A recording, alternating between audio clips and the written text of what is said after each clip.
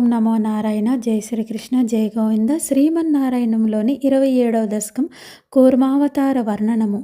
దుర్వాసస్సురవనితాప్త దివ్యమాల్యం శక్రాయ స్వయముపదాయ తత్ర భూయః నాగేంద్ర ప్రతిమృతిదేశశాపశక్రం కాక్షాంతిస్త్వదితరదేవతాంశజానాం శాపేన प्रतिथजरेन्धनिर्जरेन्द्रे देवेष्वप्यसुरजितेषु निष्प्रभेषु सर्वाद्यः कमलजमेत्य सर्वदेवाः निर्वाणप्रभवसमं भवन्तमापुः ब्रह्माद्यैस्तुतमहिमा चिरं तदानीं प्रादुषन् वरदपुरः परेण धाम्ना हे देवादितिजकुलैर्विधाय सन्धिं पीयूषं परिमथतेति पर्यसास्त्वं सन्धानं कृतवति दानवैः सुरौघे मन्थानं नयति मदेन मन्दराद्रिं भ्रष्टेऽस्मिन् बदरमिवोद्वहन् खगेन्द्रे सद्यस्त्वन् विनिहितवान् पयः पयोधौ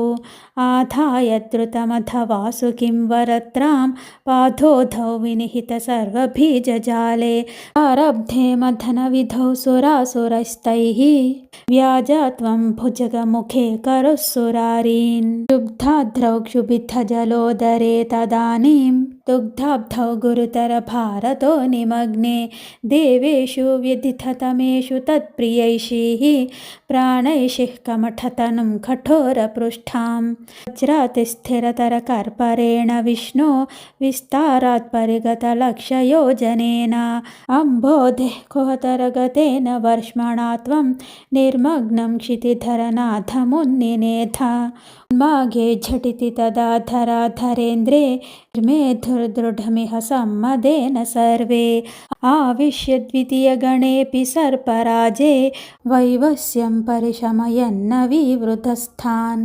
उद्दामभ्रमणजवोन्मद्गिरीन्द्रन्यस्थैकस्थिरतरहस्तपङ्कजं त्वाम् अभ्रान्ते विधिगिरसादयः प्रमोदात् उद्भ्रान्तानुनुरुपातपुष्पवर्षाः दैत्योघे भुजगमखानिलेन तप्ते तेनैव त्रिदशकुलेऽपि किञ्चिदार्ते कारुण्यात्तव किल देववारिवाहाः प्रावर्षन्नमरगणान् दैत्यसङ्घान् उद्भ्राम्यद्बहुतिमिनक्रचक्रवाले तत्राब्धौ चिरमदिथेऽपि निर्विकारे एकस्त्वं करयुगकृष्णसर्पराजः सम्राजन् पवनपुरेश पाहि रोगात् गरलं तरलानलं पुरस्तात् जलधेरुग्द्विजगालकालकूटम् अमरस्तुतिवादमोदनिघ्नो गिरिसस्तन्निपपौ भवत्प्रियार्थम्.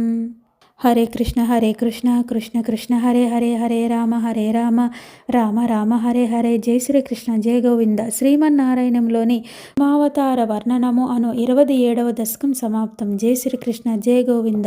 ఓం నమో నారాయణ. జై శ్రీరామ్.